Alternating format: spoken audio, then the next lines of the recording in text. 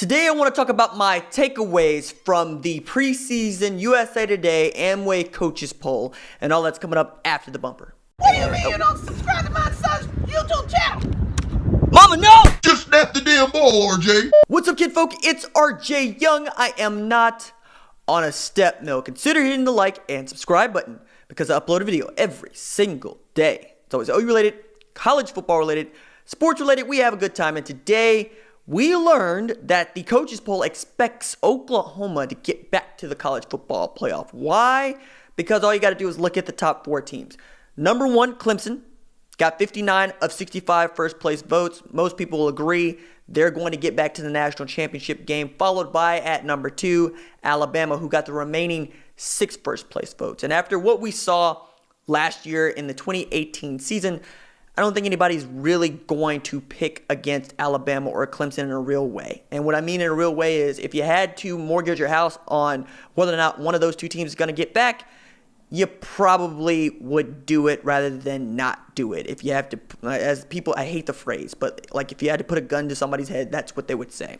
In part because Trevor Lawrence, if not the best quarterback in college football, is the second best quarterback in college football behind Tua Tagovailoa. Both of those guys return a complete assortment of tools on the offensive side of the ball. You know about Justin Ross and T. Higgins at Clemson. Both of those guys could be listed as top 5 receivers in college football. And at Alabama, you know about Jerry Jeudy, Jalen Waddle, Henry Ruggs III, Devontae Smith. All of those guys are absolute studs that are going to help that offense just pick up right where it left off. It's all about health for both of those football teams.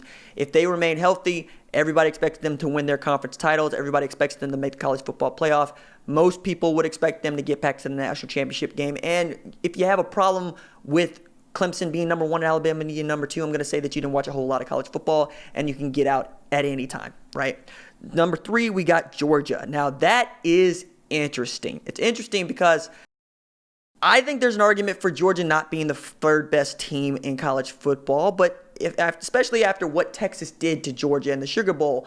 On the one hand, I understand that Georgia team was depleted. Number 1, they did not have the Jim Thorpe Award winner playing at corner for them, and there's the argument about whether or not they were just ready to play in the Sugar Bowl because they thought they should have been playing the college football playoff. I hate that as an excuse. I think, however, that they reloaded it in a really great way. If you're looking at their wide receiver core, it's got to be much better. Jake Fromm is getting into a year where you got to remember, as much as we doubt this kid, he ran off Justin Fields and Jacob Eason. Both of those guys are going to start at ranked programs according to the coaches poll this year. He's really good. To say nothing of DeAndre Swift is still back there running the football, and Kirby Smart's defense year in and year out is the one thing you can hang your hat on at Georgia.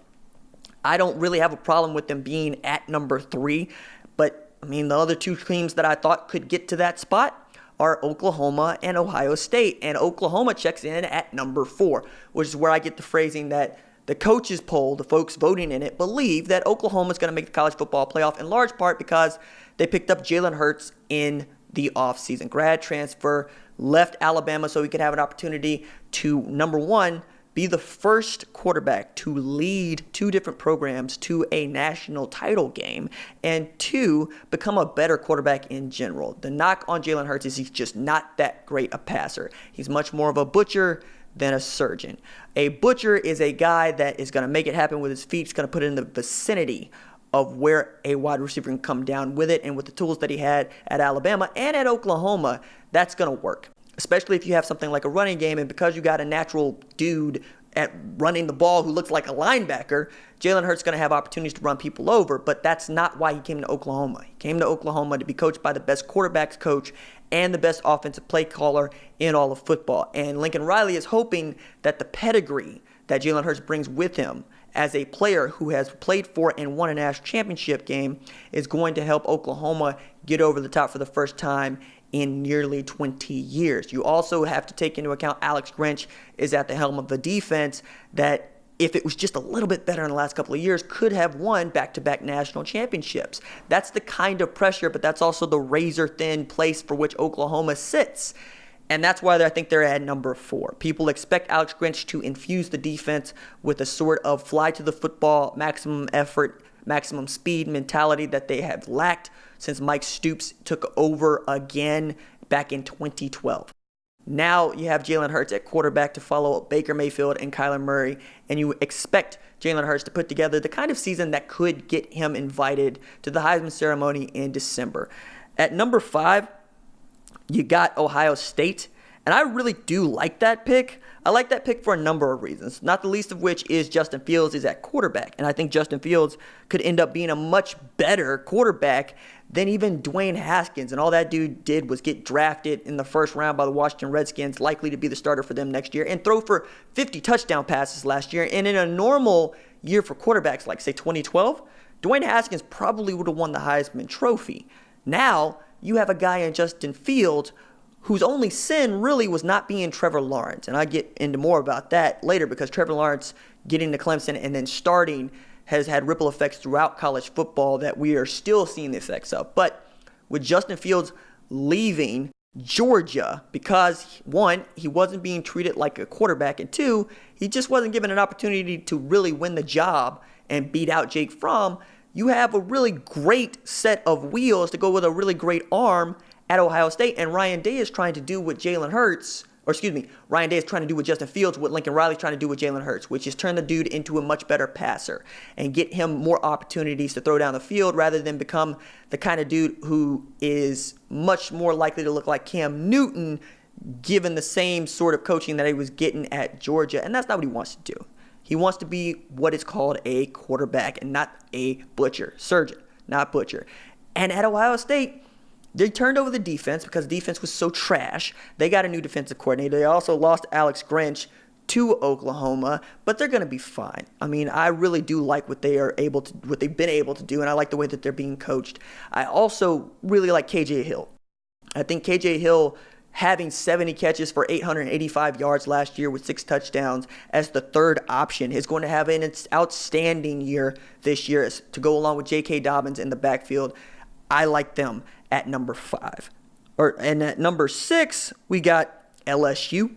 I think if Joe Burrows is the kind of dude that everybody in Baton Rouge seems to think he is, yeah, they're deserving in that pick. But I still have my own questions about what the offense is going to be able to do. Because at LSU, we know that you're going to play great defense. You put Devin White and Greedy Williams in the NFL and Grant Delpit return. You're losing Kelvin Joseph, who was one of the top safety recruits in the 2018 class, and it doesn't really affect you. But that's not the question for Ed Orgeron's crew. It's can he get the jump out of his quarterback that he needs to get? And I understand that, hey, Burrows was better than we thought he was going to be last year, but the dude did come from Ohio State, so it ain't like he's never played quarterback at a high level before. I don't have a problem with them being at 6. Then Michigan ahead of Florida, 7 and 8 respectively. I think it's interesting because Florida beat up Michigan in a bowl game, so we have data to show that at least last year's Florida team was better than last year's Michigan team, and there's many people that believe that Michigan is going to end up in the college football playoff. Number one, because they have a really sexy schedule when we're talking about who they get to play and how many games there are that are going to ring out. Like, they got Notre Dame on the schedule, who, at least in this poll, is ranked. Let me see where they're ranked. I got to look at it. At number 9, right? So they're right there. So that's a top 10 matchup already out the gate. That's going to be a lot of fun. To say nothing of Georgia and Notre Dame also being a top 10 matchup. I'm excited to go to that game. I think that having all these roads that lead through Georgia, Michigan, and Notre Dame is going to really spread the herd out just a little bit.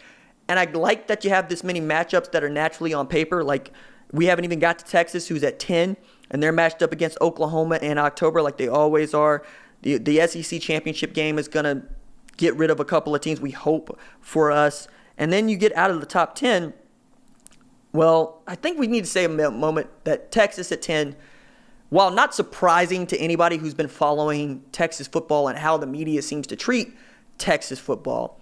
Look, for me, it's that the defense really doesn't return much of anything outside of B.J. Foster and Caden Stearns, all right? I don't trust them on the defensive line. I don't trust anybody else to step up out of that defensive back group except those two guys.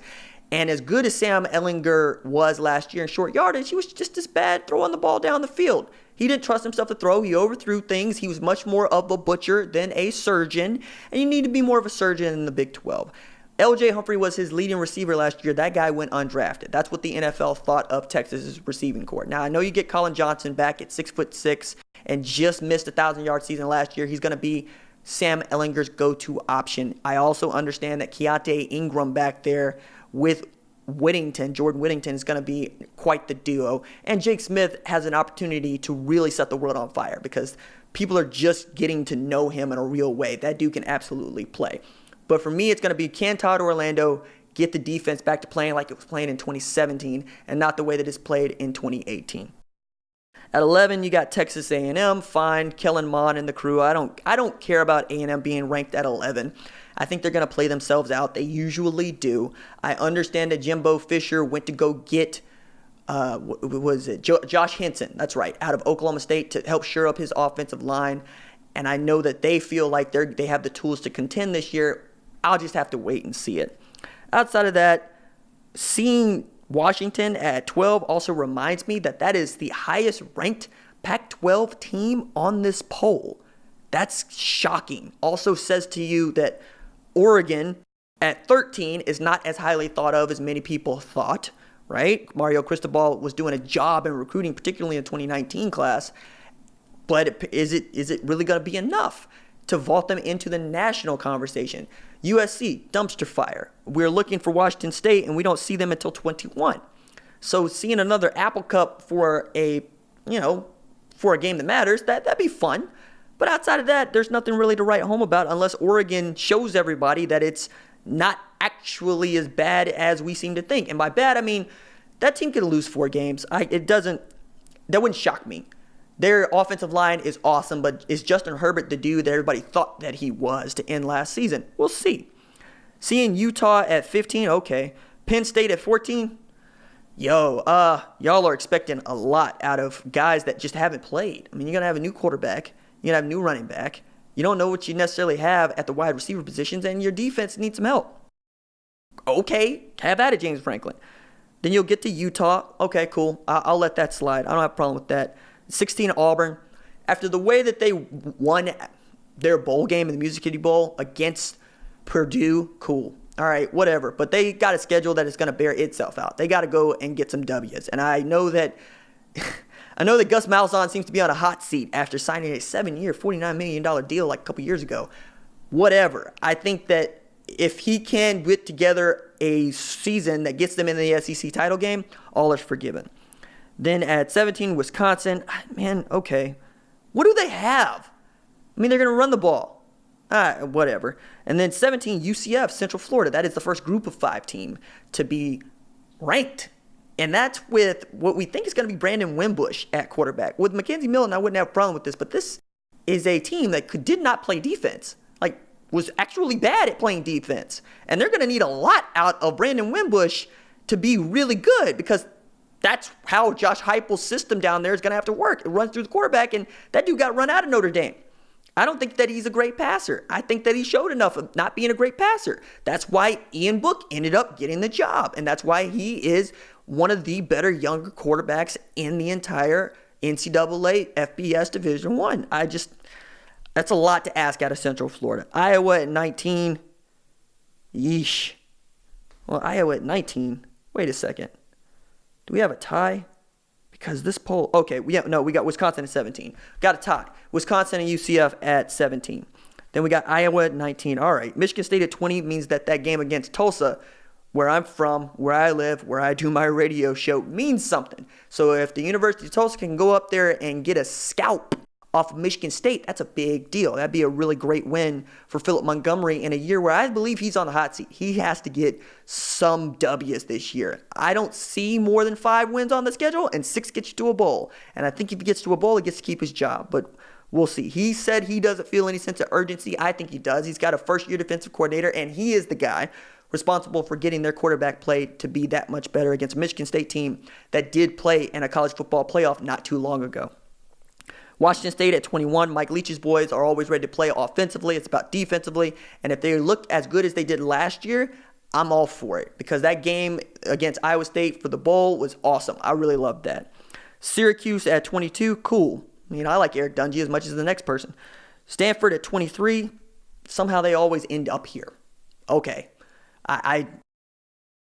All right, David Shaw, whatever. And I'll take that because, well, you get Northwestern. Yeah, you get Northwestern at 25. So in August, we get Stanford versus Northwestern, which is a top 25 matchup. So one of those is going to clear off the other, and we're not going to have to deal with those two. With Iowa State at 24, I think that's a sneaky good ranking for them because Brock Purdy needs to take the leap. He didn't play well to end the season, but, he's also just getting into the job. And I think John Heacock's defense is underrated. If they can come up with somebody to replace the production that David Montgomery was so good at giving them, yeah, they'll upset some people and they get to 9 wins. I think that's a sexy good ranking for them.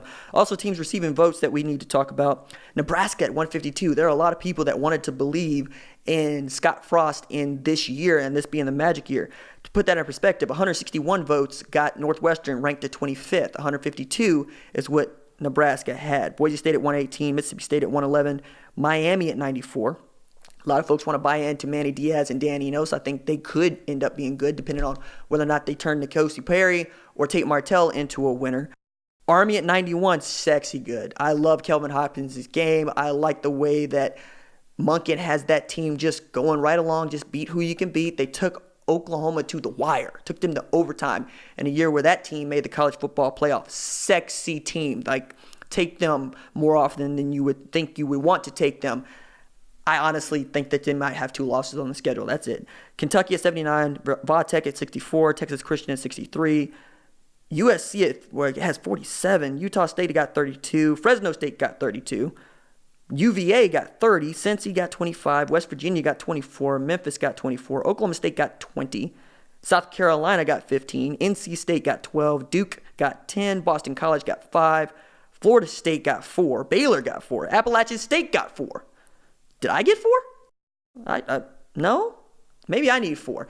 North Texas got 3, Houston got 3, UCLA got 2, and they're trash. Temple got 2, Arizona State got 2, Troy got 1, Tennessee got 1, Mississippi got 1, Minnesota got 1. And a note on the voters in this poll, the Amway Board of Coaches is made up of 65 head coaches at bowl subdivision schools, all members of the American Football Coaches Association.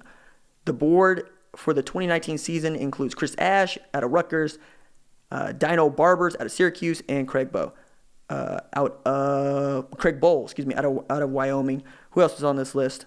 Let's see. Oh, you got quite a few. Yeah. All right. We're good. We're straight. The highest and lowest ranking each team has held during the designated season. Oh, that's as the poll keeps going on. So now I was getting into some stuff you didn't really need to know about. But that is my recap and takeaways of the preseason Amway USA Today Coaches Poll. All right. That is it for me. Deuces.